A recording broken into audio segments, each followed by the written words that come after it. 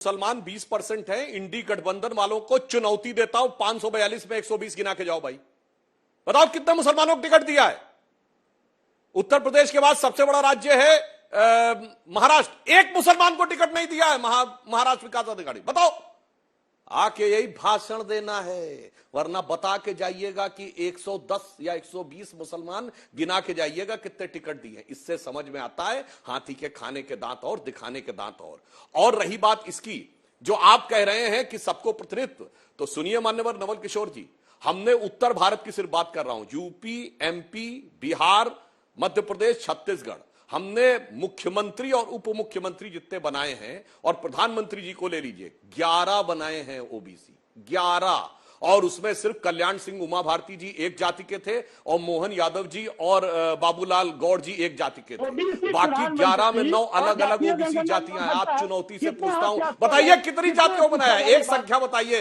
अपनी जाति में जब योग्य व्यक्ति को यादव नहीं मिलता बनाने के लिए, अरे हमने तो 2 यादव बनाए, आप अपने परिवार के बाहर एक यादव नहीं बना पाए। चिल्लाने का कोई विकल्प नहीं है। अब जब फैक्ट आने लगा तो आपके लिए सब कोई समस्या नहीं। और मैं पूछना चाहता हूं, अपनी अपनी बारी में बोल ले प्लीज। अब देखिए एक एक करके 3-4 और लोग इंतजार कर रहे हैं, अपनी अपनी बारी में बोल लेंगे अपने टर्न पे। एक लाइन और बोल दूं मान्यवर, जिस समय पश्चिम बंगाल की सरकार ने 71 ओबीसी में 65 मुसलमान दिए, तो आपको संख्या की भागीदारी नजर आ रही थी ना, वोट बैंक की तराजू की भागीदारी नजर आ रही थी, इसलिए ओबीसी गायब।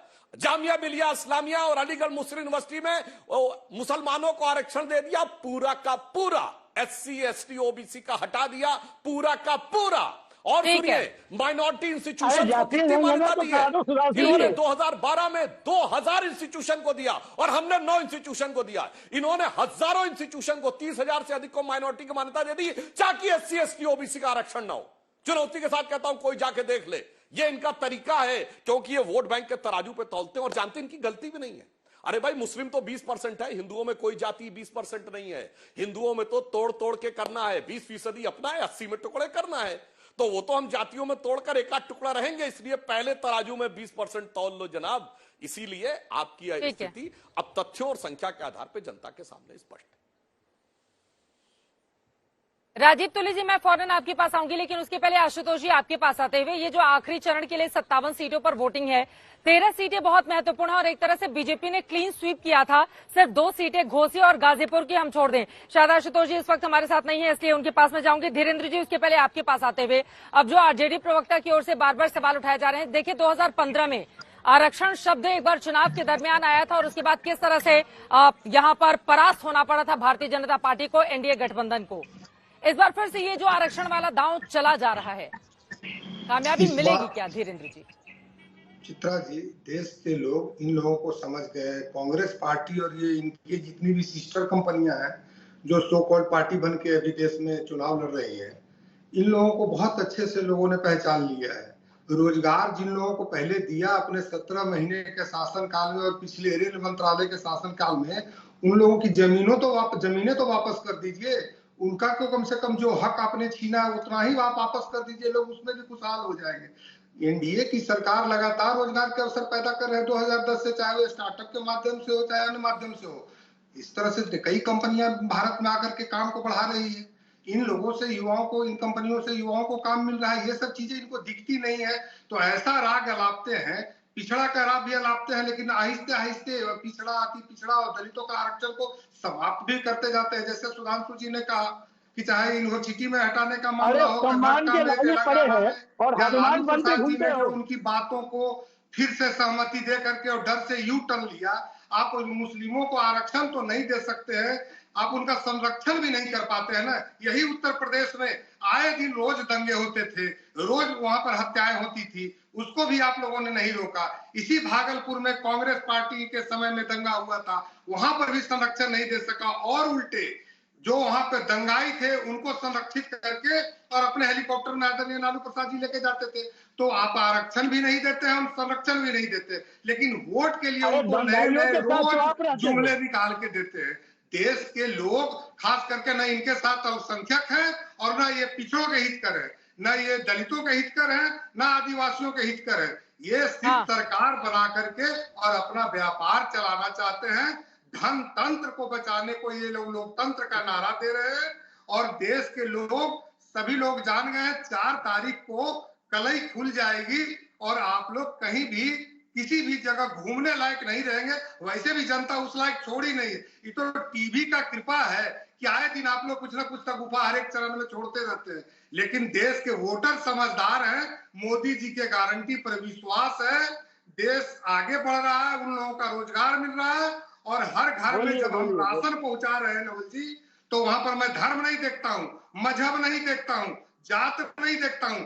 जाति गिना जरूर है, लेकिन उसके कल्याण के लिए काम हो रहा है। जातीय गणना किया था क्या आपने? अकेले किया था क्या? बिहार में सारी पार्टियों ने समर्थन दिया था। मैं चाहता हूं कि गरीबों का, हमारी पार्टी एनडीए गठबंधन चाहती है कि गरीबों का कल्याण हो, लेकिन आप लोग उसको एक पॉलिटिकल टूल किट बनाकर इस्तेमाल करना चाहते हैं। ये बिहार भैया, ये जो जातिगत जनगणना का श्रेय आप लोग लेने में लगे रहते हैं ना, मेरा तो ये सवाल है कि क्या बिहार से गरीबी खत्म हो गई, या अगले 2 साल में 5 साल में गरीबी आप खत्म कर देंगे, या 10 साल के बाद बिहार में गरीब दिखाई नहीं देगा? आप लोग ये जो श्रेय लेने की होड़ में लगे रहते हैं ना, जातिगत जनगणना से क्या बदल गया? आप भी गिनाइएगा और नवल किशोर जी से मैं भी जानूंगी। लेकिन राजीव तुली जी, आपके पास आते हुए, नहीं मैं आ रही हूँ, और भी मेहमान है, एक भी टिप्पणी उनकी नहीं हो पाई है। राजीव तुली जी, अब जब से नारा लगा 400 पार, उसके बाद विपक्ष ने कहा 400 पार इसलिए चाहिए क्योंकि ये संविधान बदलेंगे, आरक्षण खत्म करेंगे। उसके बाद बीजेपी फिर आक्रामक तरीके से आ गई कि ये मुसलमानों को आरक्षण निकालकर कुछ जगहों पर दिया है ओबीसी एससी एसटी में से, और फिर कई और जगहों पर बड़ी तैयारी है। और अब तो बीजेपी के अलग अलग राज्यों में होड़ सी मच गई है कि हम जिन राज्यों में दिया गया है मुसलमानों को आरक्षण, हम उसकी समीक्षा करेंगे और उसके बाद पर देखेंगे जरूरत है या फिर नहीं है। तो दबाव विपक्ष का ही पड़ा ना राजीव तुली जी, कि उन लोगों ने जब इसको मुद्दा बनाया ये 400 पार इसलिए पाना चाहते हैं क्योंकि ये संविधान बदलना चाहते हैं, उसके बाद इस मुद्दे को लेकर आना पड़ा चुनाव में। तुली साहब, नहीं, ऐसा नहीं है चित्रा जी। आरक्षण का जाना कभी भी किसी भी चुनाव में, जो संविधान सम्मत आरक्षण है उसका जाना कभी भी किसी भी चुनाव में कोई विषय नहीं था। इस चुनाव में भी वो मुद्दा नहीं है। देखिए, किसी भी पार्टी पर, किसी भी विचारधारा पर, किसी भी विचार पर नेता, नियत और नियति, ये तीनों चाहिए होती हैं। अब बाकी विपक्ष में कहीं नेता नहीं दिखता, कहीं नियति नहीं दिखती, कहीं नियत नहीं दिखती, नेतृत्व नहीं दिखता। इस कारण से क्रेडिबिलिटी का बहुत बड़ा इशू है।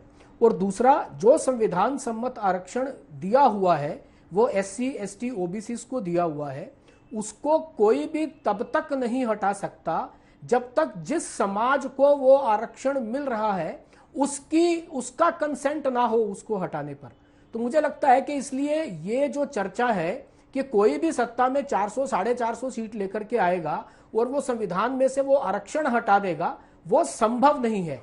संविधान में अगर सबसे अधिक संशोधन, सबसे अधिक बदलाव किसी ने किए हैं तो वो कांग्रेस और आज का जो यूपीए है उन्हीं की सरकारों ने किए हैं। आपने प्रीएम्बल भी बदला है संविधान का, जो संविधान की आत्मा कहा जाता है। और जहां तक मुस्लिम आरक्षण की बात है तो ऐसा नहीं है कि संविधान सभा में जब आरक्षण का विषय आया था तो मुस्लिम आरक्षण की बात नहीं हुई थी, तब भी मुस्लिम आरक्षण की बात हुई थी। और उस मुस्लिम आरक्षण की बात को एक मत से संविधान सभा ने ठुकराया था। अगर आप आज किसी भी राज्य में, मेरे सामने लिस्ट पड़ी है, आप कर्नाटक देख लीजिए, आप आंध्र प्रदेश, केरल, तेलंगाना, महाराष्ट्र, तमिलनाडु, महाराष्ट्र, 2014 में जब कांग्रेस और एनसीपी की सरकार थी, तमिलनाडु देख लीजिए, वेस्ट बंगाल, केरल, इन सब, झारखंड, इन सब राज्यों ने, जो आज के इंडी गठबंधन है, इसके घटक दलों ने मुसलमानों को आरक्षण दिया है और ओबीसी का आरक्षण काट कर दिया है। आज जो बहुत जोर जोर से मेज के ऊपर हाथ मार मार कर ये बात कह रहे हैं कि आरक्षण के विषय में बात कर रहे हैं, उन्होंने अपने अपने राज्यों में जो है वो ओबीसी का आरक्षण काट करके मुस्लिम आरक्षण दिया है। ये इतिहास है, ये गवाह है। और जहां तक संविधान बदलने की बात है, मुझे नहीं लगता कि बाबा साहब अंबेडकर के बने हुए संविधान के साथ जितनी छेड़छाड़ कांग्रेस ने की है उससे अधिक छेड़छाड़ किसी भी और राजनीतिक दल ने की होगी। वो, जैसा मैंने पहले कहा कि आपने तो संविधान का प्रीएम्बल के साथ भी छेड़छाड़ की और वो शब्द डाले जो शब्द किसी ने मांगे नहीं थे। इस कारण से, और भाजपा का जो नेतृत्व है या एनडीए का जो नेतृत्व है मुझे नहीं लगता कि कहीं भी उनके मन में किसी भी प्रकार की संविधान को बदलने की किसी प्रकार की कोई भी ऐसी इच्छा, कोई भी ऐसा मन, कोई भी ऐसी भावना उनके मन में है। श्वेता जी, चित्रा जी, प्रधानमंत्री नरेंद्र मोदी की ओर से खुद भी कई बार कहा जा चुका है कि खुद बाबा साहब आंबेडकर भी आ जाए तो संविधान नहीं बदला जा सकता, लेकिन मुद्दा बनाने की पुरजोर कोशिश विपक्षी दलों की ओर से की गई है। मैं आपके पास सुनील जी फौरन आऊंगी। अरुण राजभर जी बहुत देर से बैठे हुए हैं, एक भी टिप्पणी नहीं हो पाई है। राजभर साहब आपके पास आते हुए, पूर्वांचल में 13 सीटें हैं, 11 एनडीए ने जीती थी, इस बार सबसे बड़ा मुद्दा क्या रहने वाला है यहाँ का? देखिए, पूर्वांचल की जनता ने ये फैसला कर लिया है कि हमें एनडीए के साथ रहना है। हमें गुंडागर्दी और आतंकवादी और बम ब्लास्ट के साथ नहीं रहना है। जिन लोगों ने अपनी सरकारों में 55 साल तक सिर्फ और सिर्फ गुंडागर्दी, आतंकवादी हमलाओं को फैलाने का काम किया है, बम ब्लास्ट कराने का काम किया। लेकिन आज पूरे देश में सुरक्षा का माहौल है, उत्तर प्रदेश में एक भी बम ब्लास्ट नहीं हो रहे हैं।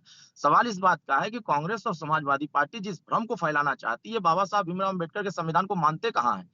अगर ये संविधान को मानते तो जब राष्ट्रीय पिछड़ा वर्ग आयोग को संवैधानिक दर्जा दिया गया, उसी समय माननीय प्रधानमंत्री जी ने एक रोहिणी कमीशन का गठन किया था और 2644 जातियों का सर्वे पूरे देश भर में ओबीसी वर्गों का हुआ था। और माननीय प्रधानमंत्री के सामने जब ये रिपोर्ट आई थी राष्ट्रपति महोदय के सामने 31 अक्टूबर 2023 को, तो उसमें स्पष्ट था कि 128 जातियों को ही 55 साल में आरक्षण का मूल जो लाभ होना चाहिए वो उनको मिल पाया है। बाकी शेष जातियों को ओबीसी में कहीं से कोई सामाजिक स्तर पर उठाने का प्रयास नहीं हुआ, शैक्षणिक रूप से उनको दबाने का कोशिश किया गया। क्या इस कांग्रेस इस बात को क्यों नहीं बताती है? जब जाति जनगणना की बातें करते हैं तो 55 साल की भी समीक्षा होनी चाहिए कि 55 साल में नीट में ओबीसी वर्गों को आरक्षण क्यों नहीं दे पाए? 55 साल में ओबीसी वर्गों के साथ धोखा क्यों किए? समाजवादी पार्टी उत्तर प्रदेश में 3 अक्टूबर 2013 के ही रिपोर्ट जो हाई कोर्ट ने आदेश दिया था कि जो ओबीसी वर्ग के मजबूत वर्ग हैं उनको आरक्षण रोक करके जो 7-9 जातियां ओबीसी में अति पिछड़े वर्ग हैं उनको दिया जाए, तब तो ये सुप्रीम कोर्ट से स्टे ले लिए थे, तब तो उनको हिस्सेदारी देना नहीं चाहते थे। ये ढोंग रस्ते, इनका चाल चरित्र चेहरा उजागर हो गया है। यह देश बाबा साहब के संविधान से चलेगा, शरीयत और तालिबानी हुकूमत से नहीं चलेगा। यह देश के प्रधानमंत्री ने सबका साथ, सबका विकास, सबका विश्वास के साथ काम कर रहे हैं। तो इन लोगों को भ्रम फैलाने में जो एक तरीके से ढोंग रच रहे हैं, इनके भ्रम को तो हम लोगों ने बेनकाब कर दिया है। ना तो इनके ओबीसी साथ जा रहे हैं, ना तो दलित इनके साथ जा रहे हैं, ना माइनॉरिटी के लोग जा रहे हैं, ना अपर कास्ट के लोग जा रहे हैं। इनके साथ सिर्फ और सिर्फ यह माहौल खड़ा करके, झूठ बोल करके ये कुछ वोट लेना चाहते हैं। उत्तर प्रदेश की जो पूर्वांचल की 13 सीटें हम तो जीतने जा रहे हैं। इनके साथ तो जनता ये साफ साफ कह रही है कि आप उत्तर प्रदेश में दिए क्या है? पूर्वांचल के लोगों को आपने 3 घंटा बिजली दिया है, आज पूर्वांचल के लोगों को 18 घंटा बिजली मिल रहा है। इनके सरकार में जो ट्रांसफार्मर जल जाते थे तो 6-6 महीने ट्रांसफार्मर नहीं बदलते, आज हमारी सरकार में 48 घंटे में ट्रांसफार्मर बदल रहे हैं। जो लोग मऊ से लेकर लखनऊ तक जाते थे 8 घंटे में, आज हमारी सरकार में 3 घंटे में पहुंच रहे हैं। आज पूरे पूर्वांचल के क्षेत्रों में जो 4 लेन का निर्माण हुआ है, हर एक बड़ी सड़कों को कनेक्टिविटी सड़क से जोड़ा गया है, ये उनको नहीं दिखाई दे रहा है। हर गांव में पानी की टंकी लगाई गई है, हर घर को स्वच्छ पानी देने का काम किया जा रहा है। यह चीज इनको, ये सब चीजें जनता का जो लाभार्थी वर्ग है ना, यही चीज इनको तकलीफ दे रहा है कि हम 80 करोड़ लोगों को राशन दे रहे हैं, तो ये राशन उन तक नहीं पहुंचनी चाहिए। आपने अपनी सरकार में राशन लाभार्थी वर्गों को जो बड़ा फायदा हुआ है वो बातें पचा नहीं पा रही है विपक्षी पार्टियां। ठीक है। और सुनील सिंह जी, अगर मुस्लिमों को आरक्षण देने की बात, जैसा कि बीजेपी की ओर से आरोप लगाए जा रहे हैं, आप लोगों ने 2012 के अपने घोषणा पत्र में की थी, या फिर इंडिया गठबंधन की ऐसी मंशा है कि वो मुसलमानों को आरक्षण दे, तो फिर इस बात को लेकर इतने डरे छिपे तरीके से कहने की क्या जरूरत है? क्यों नहीं आप लोग ठोक कर कहते हैं कि हाँ हम देंगे अगर जो उसमें वंचित हैं, या जैसे भी हम उनको देंगे आरक्षण? अब बीजेपी इस मुद्दे को उठा रही है तो ऐसा लग रहा है इंडिया गठबंधन बैकफुट पर आ गया है कि मुसलमानों को आरक्षण वाला मुद्दा ऐसा ना हो बहुसंख्यक आबादी में हमारी पैठ को कमजोर कर दे। देखिए चित्रा जी, अभी मैं राजभर जी को सुन रहा था और ये हम आप पूरा देश और पूरा मीडिया जानता है, वक्त बदलने में टाइम लगता है, इनको बदलने में टाइम नहीं लगता है। इन्होंने भी घोसी का एक चुनाव लड़के देखा है, दारा सिंह चौहान को लड़ाया था, इनके पिताजी ने पूरा प्रचार किया था, हार गए। अब की इनका भाई लड़ रहा है, जमानत नहीं बचेगी। अब मैं आ रहा हूं आपके उस मुद्दे पर जो आप कहते कि समाजवादी पार्टी और इंडिया गठबंधन, तो हम तो जाति जनगणना कराना चाहते हैं ना। ये कौन लोग हैं जो जाति जनगणना से भाग रहे हैं? ये कौन लोग हैं जो पिछड़ों को उनकी आबादी के हिसाब से उनका हक, अधिकार, सम्मान और नौकरी नहीं देना चाहते? हम तो सुधांशु जी को बड़ा बुद्धिमान व्यक्ति मानते थे, ये भी दूसरे भारतीय जनता पार्टी के व्हाट्सएप यूनिवर्सिटी से पढ़ करके आ जाते, कहते महंगाई है ही नहीं देश में, बेरोजगारी है ही नहीं देश में, देश की सीमाएं बिल्कुल सुरक्षित हैं, बहन बेटियों को कहीं डरने की जरूरत नहीं है। अरे महाराज, किस दुनिया में जी रहे हैं? और कौन से मुद्दे पे आप बात करेंगे? आप आइए महंगाई पर बात करिए, आप आइए बेरोजगारी पे बात करिए, और अपने अवतारी पुरुष से भी कहिए कि जनता के सामने जाएं। वक्त हमारे पास कम है, जल्दी से क्लोजिंग कमेंट लेना पड़ेगा सुधांशु त्रिवेदी जी से। ठीक है सुधांशु जी, सीधे आपके पास आते हुए, अखिलेश यादव राहुल गांधी की रैली हो रही है इसी वाराणसी में, जहां पर इस वक्त मेरी मौजूदगी है, नमो घाट पे, यहीं से थोड़ी दूर पे। उन्होंने कहा है कि बार बार शहजादे कहकर बीजेपी के नेता हमें संबोधित कर रहे हैं, लेकिन इस बार इंडिया गठबंधन शह और मात देने की तैयारी में है। साथ ही G20 को लेकर भी उन्होंने आप लोगों पर कटाक्ष किया है कि G20 का मतलब है G2, जो गुजरात से आए हैं 2 लोग और बाकी सब शून्य हैं। इस पर क्या है जवाब आपका सुधांशु जी?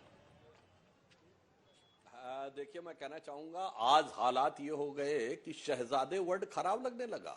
2014 के बाद तो इन्होंने रोजा अफ्तार बंद किया था, अब शहजादे खराब लगने लगा। मगर मैं एक ही लाइन में कहना चाहूंगा, पूर्वांचल में चुनाव होने जा रहा है। हमारी सरकार आने से पहले पूर्वांचल किसके लिए जाना जाता था? मुख्तार अंसारी, अतीक अहमद, अबू सलेम, छोटा शकील, जो प्रधानमंत्री जी ने कहा माफिया में इन्हें वोट बैंक नजर आता था।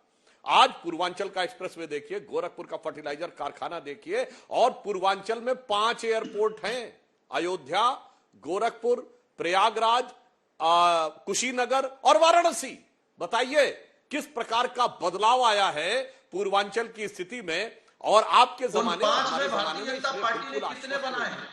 फिर एक लाइन में अंत में कह देता हूं, राहुल इंडी और घमंडी, राहुल इंडी और घमंडी, सबका संकट एक है, आएगा तो मोदी ही, चूंकि नियत नेक।